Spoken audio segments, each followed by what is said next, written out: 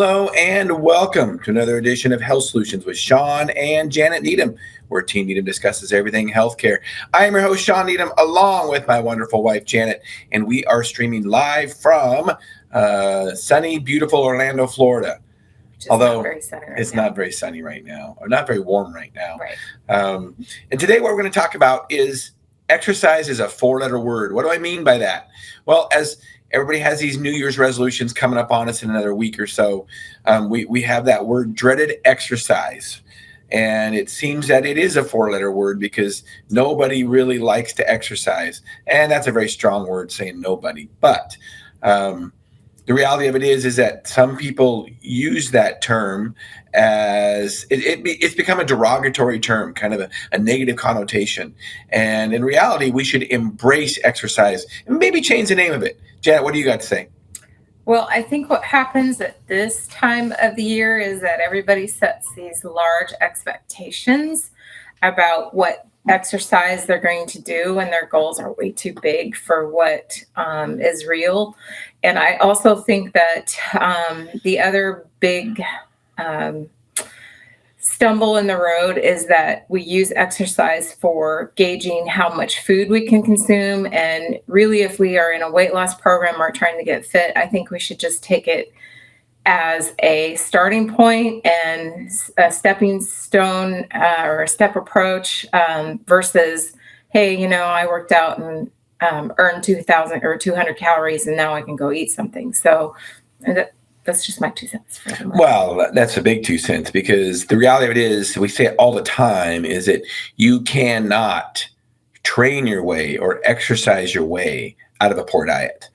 And it makes no sense to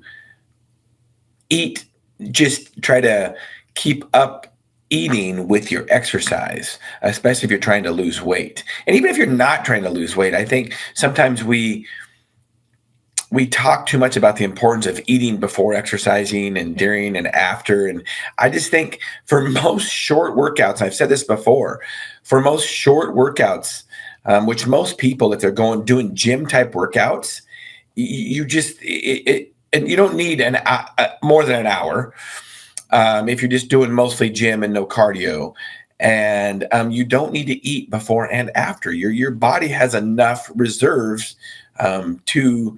to get you through that entire workout and even recovery afterwards. So that's another tip right there, because even these pre-workout drinks and these pre-workout and post-workout drinks, a lot of them have a couple hundred calories in them each. So you think about that. Even if you burn 500 calories in your workout and you do a pre-workout and a post-workout drink or meal, then you basically aren't any calories in the hole because you did those pre and post workouts. And most of us, all of us, not all, but most of us would have enough glycogen for at least an hour and a half with intense workouts. We have 1,500 calories of glycogen stored in our body to be used immediately for fuel. And of course, we have a lot more fat than that stored, where we could live for days on just our fat stores. But I'm not necessarily suggesting that, but just realize that our body has a lot of reserves. And unless you're an endurance athlete where your workouts are intense, like an hour and a half intensity, or you're working out 3 to 4 hours on a bike ride or a run or something like that, a lot of times you don't need to fuel. Well, I think the biggest mistake we make as we hit into the new year is that our goal is, it is attainable, but we need to make small steps as our goals too. Because, if we say we're going to work out X number of days in the week, we don't have any time off. So if you are, keep it simple. Keep things simple. Each step gets you one step closer to your goal, but keep things simple. And that is right what Shawn is saying. Don't worry about pre-workouts. Don't worry about fooding and fueling. Just find an exercise that you're capable of doing, and then decide, okay, how much time do I have? How much effort can I give to it? And then how many days per week? And then go for that goal. Because if you say you're going to run a Boston Marathon by the end of this year, if you're not anywhere close to that, don't do that to yourself. Give yourself a obtainable goal and then short steps along the way to achieve them. Although that's a good point. Maybe not Boston Marathon, but I do believe in, maybe setting up an event. So schedule an event. Let's just say it's a 5K run, walk, jog, whatever you can do. Schedule an event a few months out into the first of the year. So maybe in March or April or May, when the weather starts getting better, there's a lot of 5Ks. You can find them anywhere, and they're just fun runs or whatever. And you can use that as a goal to see how fast you can run a 5K, or it might be the first time you've ever ran a 5K. So if you set an event and have to pay for the event, and then you'll be more motivated to train for that event. I know I do it to this day. I schedule bike races routinely, and even winter rides. So Janet and I have a winter ride that we schedule every year, 1st of February in Palm Springs. And the reason I do that is so it makes me train throughout the winter. It's like, well, I got a 100-mile ride coming up. I need to make sure that I can finish that ride. So getting something on the schedule is really important also. And like Jenna said, keeping it simple. So when you mean keep it simple, it doesn't have to be really detailed. Your workouts don't have to be really detailed. You don't have to have a lot of equipment. In fact, you don't have to have any equipment. In the future, at the first of the year, we're going to stay tuned, because at Moses Lake Professional Pharmacy, we're going to be giving away, I don't have a set with me, but we're going to be giving away a set of resistance bands. And you guys have seen, maybe if you follow me work out with resistance bands before. I take them when I travel, when there's not going to be a gym at the hotel. They're very, very convenient. You can do a lot of things with them, all kinds of push-pull exercises, lower and upper body. Stay tuned after the first of the year, because we'll be giving out a set of resistance bands. So if you call Moses Lake Professional Pharmacy, 509-764-2314 after the first of the year, you can get a set of resistance bands. Let's see if I have. Here's a number right there. So call us at the first of the year. You can get a set of resistance bands to help your workouts. Also throw some body weight stuff in there. And honestly, your workouts, they don't need to be longer than a half hour. Mine and Janet's gym workouts are hardly ever over a half hour. In fact, they're more like 20 to 28 minutes. Right. We get it done really quick. It depends on what your goal is too, but our goal for our gym workouts is overall fitness. And overall health. So we're not seeing how much weight we can lift. We're not seeing, we're not trying to build a specific body part like a bodybuilder would. So we don't have a lot of rest between our workout sets, only like 15 seconds. So the workouts go pretty fast. We have six to eight, maybe 9 different exercises, and the workouts go pretty fast because we don't have a lot of rest periods. Now, if you are doing any kind of heavy lifting and you want a goal of how much you can lift or work in certain body parts like a bodybuilder, you would want more rest, but we just want it for overall fitness and overall health. So our workouts go super fast. And it keeps it kind of more exciting that way too, that you can get in and out in a half hour. And we have a home gym. We don't go to a gym. That's always an option. I think it depends on who the individual is. Jen and I live out in the country, so going to a gym would be at least another half hour of our day. And considering our workouts are less than a half hour, that kind of goes without saying that we're better off working out at home. I will say this though, some people, a gym is good for them. It creates community. You get to meet like-minded people that might have the same goals that you do. You can also maybe meet somebody at the gym and have an accountability partner. Some people like going to a gym rather than doing it at home, because at home, I'm guilty of this. It's easy to put it off because it's like, oh, well, I just got a gym right outside in my garage, so I can do that later. And then later becomes later, then later becomes later, and later becomes never. So sometimes a gym, which with set hours, you have to be there before 8 o'clock or whatever that is. It can be more of a accountability than having a home gym. Janet? So don't be afraid to ask up for help, because there are so many trainers out there right now that are very educated and have worked with many clients at many different levels. And I think that that is something that is not unaffordable for most people. And if that's not something that you feel comfortable doing, if anything, if you're just starting out, walk, just move, just do something. And it doesn't, like Shawn said, it doesn't have to be forever. Start with 20 minutes, start with 15 minutes, keep adding to it. Make it simple again. There are so many tools that we have available to us, but just keep it simple and don't overwhelm yourself. Set a simple goal. Once you've achieved it, then you have some confidence. And I think that's the other thing with exercises. It builds confidence when you achieve things and you get past a certain point, and you can keep adding to it in a different way or whatever works best for you. And it depends on your age too, because obviously if you are in your 50s, you're going to exercise different than what you would in your 20s. So, there's that.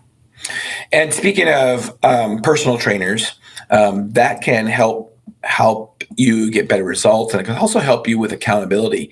I have a mountain bike racing training coach now, and one of the reasons I do is because, first of all, the biggest thing with a trainer is a good coach will tell you how important recovery is. And people that are overachievers tend to work out too much. And I was one of those. So my coach is very good about telling me that, hey, take some time off, recover, because that's when we get stronger. So that's a good thing about having a coach, is they will tell you when to recover and you won't overtrain. But they'll also, if they work with you closely and they know you get personalized sessions and with personalized goals. So they want to know what your goals are. So we have had some trainers on our podcast, and with the invention of technology now, it's not like you have to personally be in person with a trainer. My coach, for instance, he sends me workouts once a week, and with detailed YouTube videos sometimes if they're strength type workouts in the gym. The biking ones are a little more detailed. Don't need a video for those. He can just explain them. But I hardly ever see my coach. And so with the technology now, you don't always have to have a coach in person. We have interviewed a lot of different coaches and personal trainers that do virtual training on our podcast. Kathy Cote was one of them. If you go into our YouTube channel, the Mosley Professional Pharmacy YouTube channel, and if you look at episode 197 on how to lose weight during menopause with Kathy Cote, she specifically targets women during menopause. She is one herself, and she has had great results. She's a big believer in strength training. She used to run marathons and realized that marathons weren't giving her the best results that she wanted. So she started doing more strength training. So you can check her out. I got to get into another one here. Janet, what else do you have to say while I'm doing this? Well, I think we all have this big dream of every year meeting a lot of goals, and I've already spoke to it about how we need to keep them real. And I also think that we need to put them down on paper. I know that sounds a little bit old school, but if we make it real by putting it in and writing it down, and then maybe write some steps on how to achieve it, I think that helps, because our brain needs to come to agreement with our goals too. And writing things down are important. And I know for me that once I've achieved a certain number or certain place, it's very helpful for me. I feel you feel excited, you feel accomplished. So write those things down. You don't have to put it out where the world sees it, but put it somewhere, write it down somewhere. Yeah. What's the old saying? A goal that's not written down is just a dream. So write it down, and it's dynamic too. So it can change. Another person that we interviewed, Casey Young. She is a personal trainer down in Southern California. She talks a lot about strength training also. So if you check out our episode 189, Get Fit in Just 2 hours. She usually talks to people about doing half-hour workouts. She does a lot of combination, compound movements type stuff. I highly recommend her. So you can check out that podcast, episode 189. Go to our YouTube channel and search for that. Let's see, Janet, what else do you have to say? So I know we're using a lot of words here that some viewers may not even understand, but just know exercise can be very simple. Even though they say compound moves, it's not usually something that's really crazy. And also, if you are doing online things and you're doing workouts, keep it to your ability. There's always an alternate way to do something. You don't have to always do something like, for example, if you have knee injuries or hip issues or something like that, keep it within your range of being able to do it. Yeah, for sure. You have to know when to work through, what kind of pain to expect, and when to work through pain and when not. What is good pain? What is bad pain? Because exercise can hurt. And that's how we get adaptations, but it doesn't mean that we should have constant pain. Another one, here's one I love. If my coach prescribes a free form workout for me and just says, do what feels good, this is what I like. It's a 10-minute kettlebell workout by Amy. So if you look at YouTube and Google 10-minute kettlebell workout by Amy and pick her 10-minute one, I will tell you if you think that 10 minutes is not enough time to work out, now it depends on what your goal is. I get that. But this workout will kick your butt. I guarantee it. If you have not done this routinely, it will kick your butt. I highly suggest you will need a kettlebell for this, obviously. I highly suggest practicing the kettlebell swing before you get into this workout, but not completely necessary.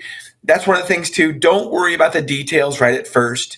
As long as you're not using too heavy of weight, you're not going to get injured.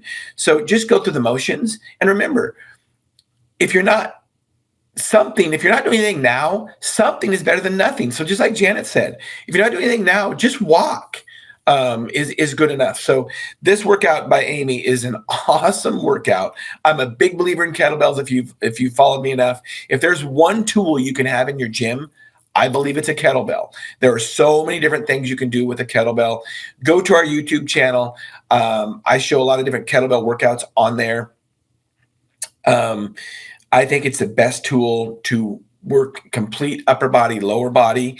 And when you start doing swings, you work your cardiovascular system, so your heart and your lungs. So I totally like her workout. There's a lot of different workouts on YouTube. So if you don't want to hire a coach and you just want to do go on YouTube, they're free. Most of them are free. If you went in there and Google or searched into YouTube and looked up body weight exercises, I'm sure you would get a ton of videos. I'm a big believer in bodyweight exercises. Most all the workouts I do have I use less than 30 pounds for either dumbbells or kettlebells, depending on what I have available. So you don't need a lot of weight. Your body weight is very, very good for many different adaptations that you can get. Let's see. We have a comment here.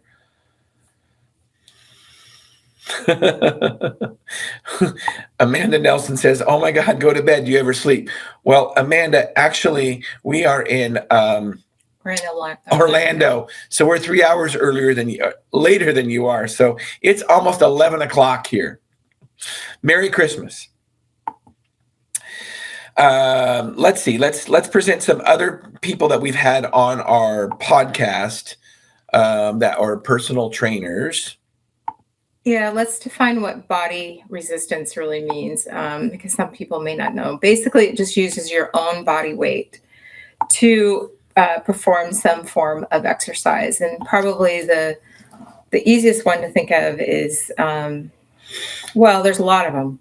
And there's many of them that are geared even directly towards women as well. So there's many out there that you just use your own body to use resistance, and you use a chair, a wall, the floor, whatever. So it's not like you have to invest in a lot of equipment. It's just finding those things on many different platforms, and you just use your own body weight. And so a good one would be body weight squat. Or planks. Yeah, plank. So push-up position. Plank is a push-up position. That's a great exercise. Or push-ups, great exercise, either from your knees. Yeah. That's a great bodyweight exercise. So a squat, just squat down. Try to go 90 degrees. Another one would be deadlifts. Which is basically just bending over and just pretend you're picking something up is another one. And what else you thinking? Oh, well, it doesn't have to be a lot of weight either. It could be stretching motions, because that's one of the things that we as cycling have to do. We have to learn how to stretch out after overuse of certain muscles. And as most Americans, we have a sitting job. So, don't forget that even stretching movements, which you don't need equipment for, are very important, and they're good for us. Well, yeah, and especially just getting up. Speaking of sitting down all the time, just getting up and walking regularly. Maybe a simple goal for the first of the year was every hour. If you have a sedentary job like most of us do, every hour set your clock to get up and just stretch for 15 seconds. Walk for 15 seconds. Just do that. A minute, whatever it takes, is something that is very, very, what's the word I want to use? Well, it's beneficial. It's Sorry. No, it's okay. So we had a gal that worked for us, and one of the things that she would do with her 10 or 15 minutes is she'd walk around the block and then come back just to get up and move and stretch and see something different. And, it all adds up by the end of the day. All those steps add up. So, don't overlook that. If you have a break, get up and move and then go back to work. For sure. Another person we had on our podcast is Connie Nightingale. So if you look inside our YouTube channel, you can find her. She is a personal trainer not far from us in Idaho, and she can set up a personal program for you. So check her out. Another person that we had on would be David Michael. Let me show you his. He talked a lot about how in order to change your body, you have to change your mind. So he's a lot into the mind over body, which is true. I mean, you can't get benefits from exercise if you don't have it up here already. So very important that you change your mind first. So David Michael, look him up. He's out of New York. I wanted to share one more with you. Corey Little, he was a former bodybuilder, and he is another personal trainer, fitness, nutrition coach. So he can help you with not just training, but diet and exercise. But diet also, and diet is very important. So lots of different tools out there. So we really shouldn't have a lot of excuses as to why we can't exercise, and why we can't change our habits, because we don't need to use tools or I don't have enough weights, or I don't have any kind of equipment, or I don't have an area where I can. Let me tell you, in this hotel room right here, where there's, I don't know, 15 square feet, 10 square feet of blank space, it's enough room for me to get a workout in. So you don't have to have a lot of room. You don't have to have a lot of equipment. You just need to be committed and have some of the tools, like with YouTube videos or a coach, to kind of work you through some of the exercises. Let me tell you if I was going to design an exercise program for somebody, this is how it would be. And no matter what weight you use, no matter what tools you use, you can do these exercises. So upper body, lower body, and core. We're going to split those up into 3 areas. So upper body, you want to do 2 push movements. So a push is where you're working the back of your arm, basically your triceps, but also your shoulders. That's a push movement. And then you want to do 2 pull movements. So pull, like when you're pulling something towards you, that's your biceps, but you'll also be working your back. So 2 upper body push and pull movements, and then 2 lower body push and pull movements. So a push would be a squat, and a pull would be like something when you bend over to pick it up. So you're working the back of your legs and your glutes on the pulls, and on the pushes, you're working the front of your legs, your quads. So 2 of each of those, and then 2 core exercises. So core would be anything like sit-ups, like crunches, Russian twists.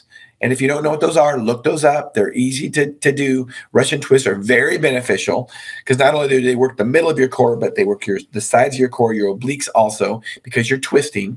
So that's one thing about the core movements. I would recommend 2 core movements, but 1 that is a twisting motion. So you do work those obliques. A lot of different exercises you can do for that. Just planks, like Janet said, is a core exercise. Just sitting in a plank position with your hands and feet. What do you get to add as we wind this up, Janet? Well, you know what? As far as I'm concerned, if you're doing something to start with, it's better than nothing. So that's the first thing that I always tell somebody when they said, I don't exercise. Well, we'll start with something somewhere and then start adding to it, because as you keep building on that, you're going to be able to add more.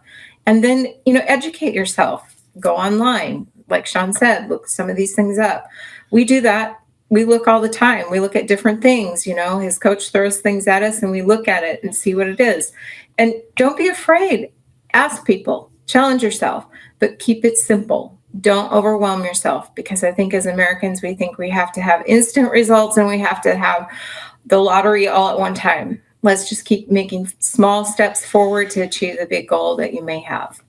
Well, and remember that, embrace the journey. Right. So even when, I talked about having a goal of, doing a 5K or what have you on the calendar, still, you need to embrace the process, embrace the journey. Because like the ride I do in Palm Springs, it's usually 100 miles and it's about 5 hours. But to train for that ride, I train 10 to 15 hours a week. So embrace that part of it. The journey is a lot longer than the destination. So embrace that part of it. And don't look at it as, oh my gosh, I have to exercise today. Look at it like this. I get the privilege of exercising today. Imagine that. I mean, embrace it like that. Say, wow, I get to exercise today. And we have talked about it many times on our podcast, and it still rings true today. There is no better antidepressant than exercise, period. There is not one. Jen and I are both pharmacists. There is not any drug that is better than exercise for depression, period. I ask anybody, I challenge anybody to find me one, because there's not one. So, so we just wanted to kind of talk to you guys about exercise, because we know that there's going to be a lot of New Year's resolutions here shortly. We want to make sure we keep you on track. So as of after January 3rd or after first of the year, call Moses Lake Professional Pharmacy. I'm going to put the number up there again, and ask for your set of free resistance bands. And we will ship you a set of free resistance bands, along with a tool, a little pamphlet that will show you some of the exercises you can do with resistance bands. So you want to take advantage of that. Call after the first of the year. Stay tuned. We'll be mentioning it again. And that's all I have for today. So as always, I thank you for tuning in today, listeners and viewers. This is an exciting time for us. Our podcast is ever growing and reaching the goal of educating and empowering individuals to take charge of their own health. So thank you for being a part of it. We really appreciate it. And we'll be talking to you after. See, we have another podcast this week. We will, before the first of the year. So we will talk to you Thursday. Not sure who's on, but stay tuned Thursday for our midweek podcast, Health Solutions with Shawn and Janet Needham. Thank you for tuning in.